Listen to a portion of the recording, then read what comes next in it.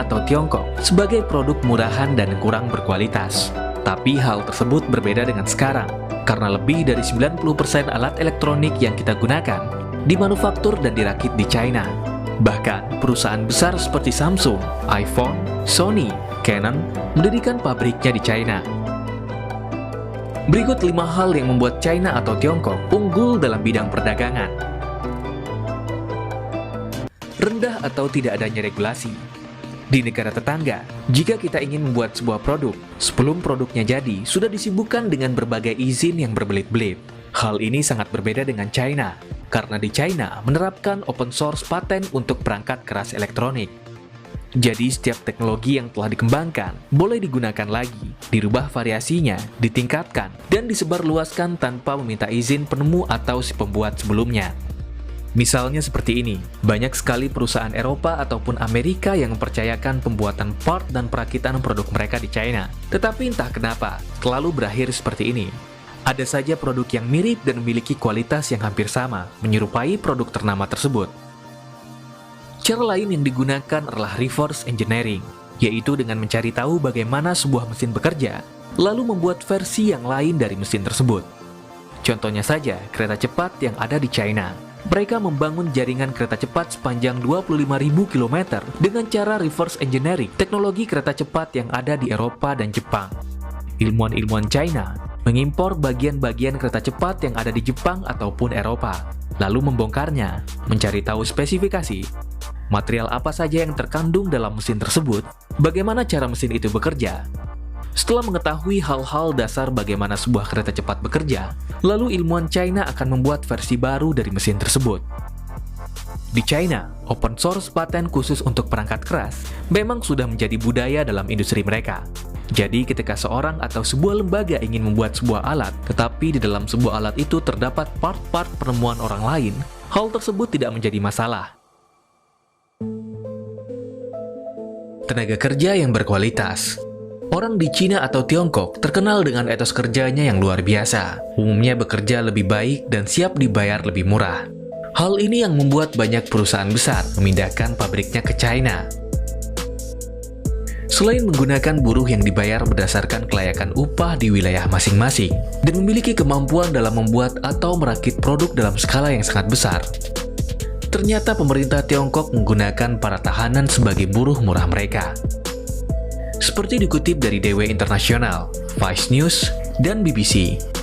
Diyakini pemerintah Tiongkok menahan lebih dari 1 juta umat muslim Uighur yang kemudian dijadikan buruh kasar. Dalam salah satu liputan investigasi yang dilakukan oleh BBC dan Vice News, ditemukan bahwa umat muslim di sana telah dibatasi pergerakannya. Bagi yang dianggap teroris oleh pemerintah setempat, akan dimasukkan ke dalam kamp-kamp penjara. Di sini mereka akan dididik ulang, tidak boleh melaksanakan sholat. Bagi wanita, juga tidak diperkenankan memakai kerudung. Dan diajarkan hal-hal baru yang tentunya menghapus identitas lama mereka. How often are you able to pray here? 国家法律规定，学校公共场所，公共场所不能从事宗教活动。 Tapi pemerintah setempat membantah hal tersebut. Pemerintah setempat mengatakan bahwa tempat itu bukanlah penjara, tetapi adalah sekolah untuk mengajarkan Muslim Uighur skill baru. Dan setelah keluar dari sekolah pendidikan ulang tersebut, umumnya mereka dipekerjakan sebagai buruh di pabrik sepatu, menjadi tukang cukur, ataupun menjadi pembantu rumah tangga. Padahal mereka ini dulunya adalah seorang pedagang, ataupun petani, yang dimana lahan rumah mereka telah ditetapkan ilegal oleh pemerintah setempat dan digusur.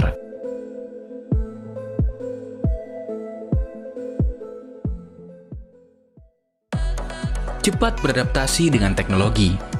Perusahaan besar seperti Apple, Samsung, Microsoft, Sony, Canon, dan brand besar lainnya rata-rata memilih meletakkan pabrik mereka di China, khususnya di wilayah Shenzhen.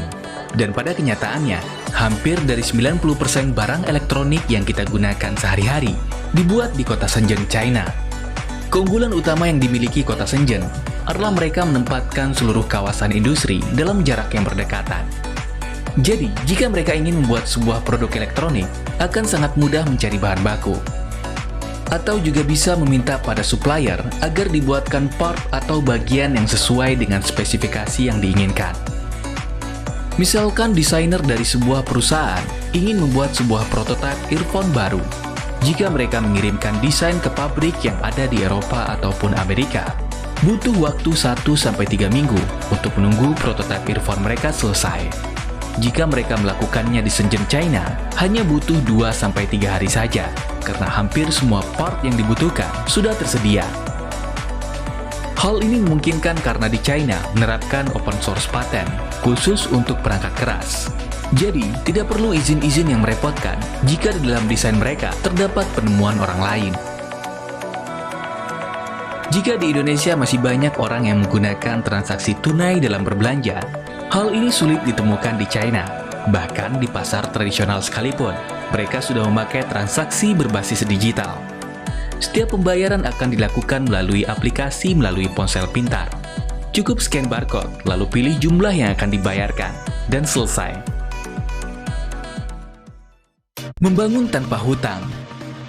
Berbeda dengan kebanyakan bank sentral di negara lain, Bank Sentral China memilih untuk mencetak uang sendiri tanpa perlu hutangan dari bank sentral internasional. Hal ini khusus untuk pembangunan dan perdagangan dalam negeri.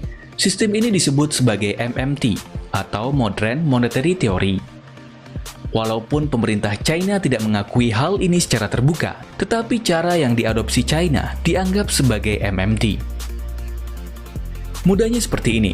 Di negara tetangga, misalkan pemerintah mereka ingin mengadakan pembangunan membuat infrastruktur, maka pemerintah memerlukan uang tambahan. Umumnya, bank sentral di negara tetangga akan melakukan pinjaman terlebih dahulu pada bank internasional. Tapi hal ini berbeda dengan yang dilakukan oleh China. Bank sentral China mencetak uang berdasarkan proyek. Misalkan, negara China membutuhkan dana 500 miliar yuan untuk membuat sebuah kota baru. Di kota baru tersebut akan terdapat sekolah, rumah sakit, pabrik-pabrik yang akan banyak menampung tenaga kerja. Maka Bank Sentral China tidak akan meminjam dana dari pihak luar, melainkan mencetak uang mereka sendiri. Lalu pertanyaannya, apakah tidak akan inflasi? Sebelum uang 500 miliar yuan itu diterbitkan oleh Bank Sentral, harus ada syarat yang terpenuhi, yaitu membuat 12 level ekonomi. Misal, di kota baru itu akan dibangun pabrik. Maka, apakah ada 12 level ekonomi yang akan ditunjang dari pabrik tersebut? Taruhlah pabrik itu adalah pabrik laptop.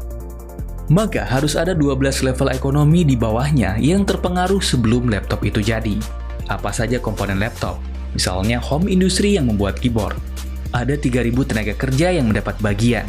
Lalu home industry yang membuat webcam laptop. Taruhlah ada 2.000 tenaga kerja yang bekerja di sana. Lalu ada home industry yang membuat kipas atau fan laptop. Ada 1.000 tenaga kerja yang terlibat, dan sampai 12 level atau lebih. Jika minimum 12 level ekonomi sudah terpenuhi, dan diketahui berapa orang yang akan terlibat menerima uang 15 miliar yuan itu, barulah Bank Sentral China mencetak uang berbasis proyek. Dan di China, mencetak uang hanyalah untuk hal-hal yang produktif, bukan konsumtif. Jika syarat minimum tidak terpenuhi, maka Bank Sentral China tidak akan mau mencetak uang. Dan terlebih dahulu menyiapkan 12 level ekonomi.